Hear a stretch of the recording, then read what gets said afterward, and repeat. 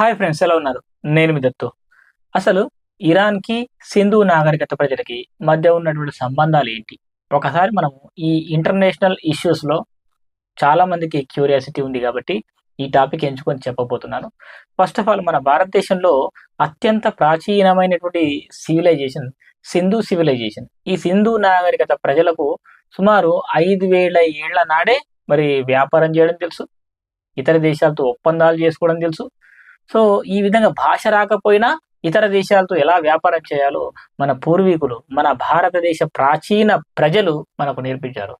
ఈరోజు మన భారతదేశం ప్రపంచంలో విశ్వ గురువుగా ఎదుగుతుందంటే దానికి ఎన్నో ఏళ్ల నాడి కొన్ని పునాదులు, కొన్ని మూలాలు మన భారతదేశ ప్రజల్లో ఇప్పటికీ ఆ జీన్స్ ఉన్నాయి. సో, ఇది అర్థం చేసుకోవాలి. ఇక తర్వాత మన భారతదేశంలో 5000 ఏళ్ల క్రితం నుంచే మరి సివిలైజేషన్ ఎట్లా స్టార్ట్ అయిందో, మరి ఇరాన్‌లో గూడా మెసొపొటేమియా నాగరికత, పర్షియా భాష మాట్లాడేటువంటి ఈ ప్రజల యొక్క సంస్కృతి గురించి కూడా మనం తెలుసుకునే ప్రయత్నం చేద్దాం. అసలు ఇరాన్ టాపిక్‌ని, ఈ సింధు నాగరికత ప్రజల మధ్య ఉన్న సంబంధాలని మరి ఇప్పుడు ఎందుకు తెలుసుకోవాలి అంటే, ప్రస్తుతం ఉన్న పరిస్థితుల్లో ఇరాన్ ఇతర దేశాలతో ఎట్లా యుద్ధం చేస్తుంది? ముఖ్యంగా గల్ఫ్ కంట్రీస్‌తో ఎట్లా యుద్ధం చేస్తుంది? సో, అమెరికాతో ఎట్లా పోరాడి నిలబడగలుగుతోంది? సో, ఇది భారతదేశానికి మరి ఎట్లాంటి సంబంధాలు ఉండేవి ఒకప్పుడు? సో, ఇప్పుడు ఈ టాపిక్ ఎందుకు తెలుసుకోవాలి? ఒకసారి మనం తెలుసుకునే ప్రయత్నం చేద్దాం. వీడియో మాత్రం పూర్తిగా చూడండి. డెఫినిట్‌గా మీకు కొత్త విషయాలు తెలుస్తాయి. కొత్త విషయాలు తెలుసుకున్నట్లయితే మీరు చెప్పండి. అయితే మన భారతదేశానికి ప్రాచీన కాలంలో ముఖ్యంగా 5000 ఏళ్ల నాటి సింధు నాగరికత ఖచ్చితంగా మంచి డెవలప్‌మెంట్‌లో, మంచి అభివృద్ధిలో, పట్టణ నాగరికత అంటే సివిలైజేషన్‌గా ఉండేదన్నమాట. అప్పట్లోనే డ్రైనేజ్ సిస్టమ్స్ ఉండే, స్విమ్మింగ్ పూల్స్ ఉండే. సో, ప్రజలు ఎలా బతకాలి? సో, వీధికి రోడ్లుండే. సో, ఇట్లాంటి కొన్ని పర్టిక్యులర్ ఈ రోజుల్లో లేనటువంటి ఇంజినీరింగ్ డిజైనింగ్ ఆ రోజుల్లోనే ఉండేది. అంత అద్భుతమైనటువంటి సివిలైజేషన్ మన భారతదేశం సొంతం. అయితే ఇప్పుడు ఇరాన్‌కి, మన భారతదేశానికి మరి సంబంధాలు ఎట్లా ఉండేవి అంటే ఒకప్పుడు, అయితే మన భారతదేశం యొక్క ఆనవాళ్ళు ఇరాన్‌లో ఉన్నాయి. ఇరాన్ ఆనవాళ్ళు మన సింధు ప్రజల ఆనవాళ్ళు అక్కడ లభించాయన్నమాట. అవేంటంటే, మన భారతదేశం నుంచి ఇతర దేశానికి కొన్ని ఎక్స్‌పోర్ట్ చేసేవి, కొన్ని ఇంపోర్ట్స్ చేసేదన్నమాట. మరి ఏమేం వస్తువులు ఎక్స్‌పోర్ట్ చేసేవి ముఖ్యంగా మన ఇరాన్‌కి అంటే, అక్కడ మన భారతదేశంలో ముఖ్యమైనటువంటి రంగురాళ్ళు, పత్తి ఇట్లాంటి వస్తువులు ఇతర దేశాలకు ఎగుమతి చేసేది. అందులో ముఖ్యంగా ఇరాన్‌కి మరి కలప, పత్తి, రంగురాళ్ళు మనం ఎక్స్‌పోర్ట్ చేసి, ఇంపోర్ట్ ఏమేం చేసుకునేవాళ్ళము అంటే, ఇరాన్ నుండి ముఖ్యంగా వెండి, సిల్వర్‌ని, దాంతో పాటు కొన్ని ముఖ్యమైనటువంటి సుగంధ ద్రవ్యాలను మనం ఇంపోర్ట్ చేసుకునేవారు. సో, ఇట్లాంటి బిజినెస్ అనేది ఉండేది ఆ రోజుల్లో. సో, మరి మన దేశం యొక్క సంస్కృతికి, ఆ దేశ సంస్కృతికి తేడా ఉంది కదా! వాళ్ళ పర్షియా భాష, మనది సింధు ప్రజలది మరి వేరే భాష కదా! ఈ 2 భాషలు ఎట్లా కన్వర్ట్ అయ్యేవారంటే, దుబాసీలు ఉండేవారు. దుబాసీలు అంటే ట్రాన్స్‌లేటర్. మన భాషలో మన వాళ్ళు మాట్లాడితే వాళ్ళ భాషలోకి ట్రాన్స్‌లేట్ చేసేవాళ్ళు. వాళ్ళ భాషలో మాట్లాడిన దాన్ని మళ్ళీ తెలుగులోకి అంటే అప్పట్లో తెలుగు కాదు. సో, వేరే ద్రవిడియన్ భాషలు ఉండేవన్నమాట మన సింధు ప్రజల కాలంలో. సో, ఇట్లాంటి అనేక రకాల భాషలు మరి ఆ విధంగా ట్రాన్స్‌లేటర్స్‌తో ఇతర దేశాలతోనే మన గ్లోబల్ నెట్‌వర్క్‌గా ఆ రోజే మన ఇండియా ఎదిగింది.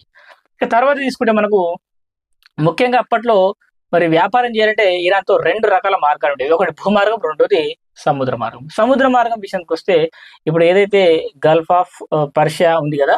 ఈ గల్ఫ్ కంట్రీస్‌తో ముఖ్యంగా ఆ మధ్యల ఎళ్ళేటప్పుడు నౌకాయానానికి మధ్యలో కొన్ని పోర్ట్‌లుండేవన్నమాట. సో, ఒకటి డిల్మన్, ఇంకోటి మకాన్ అని 2 ఉండేవి.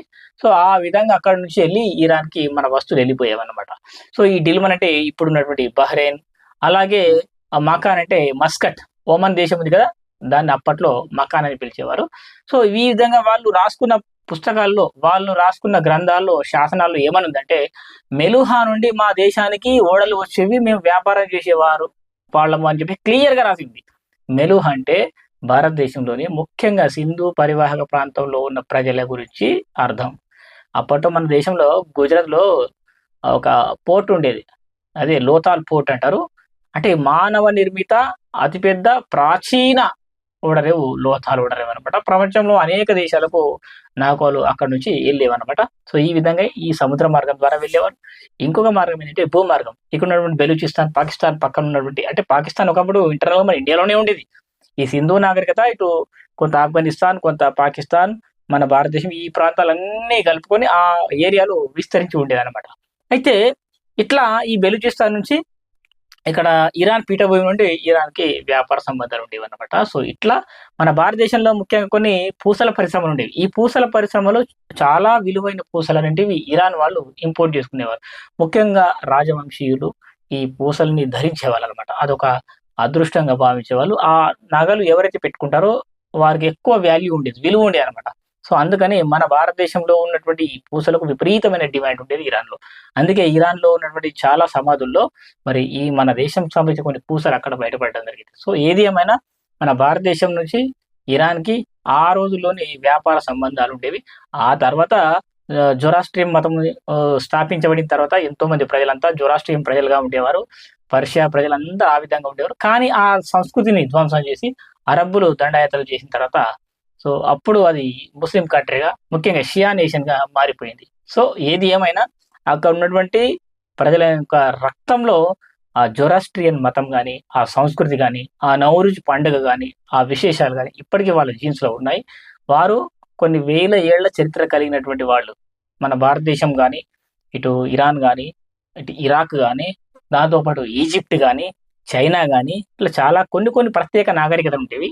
ఆ రోజుల్లో మనం సాధించిన ప్రగతి గురించి మీరేమనుకుంటున్నారనేది డెఫినిట్‌గా కామెంట్ ద్వారా తెలియజేయండి. ఇలాంటి మరిన్ని వీడియోస్ కోసం మన ఛానెల్‌ని సబ్స్క్రైబ్ చేసుకోండి. వీడియో పూర్తిగా చూసినందుకు ధన్యవాదాలు. Thank you friends. Thanks for watching. Bye.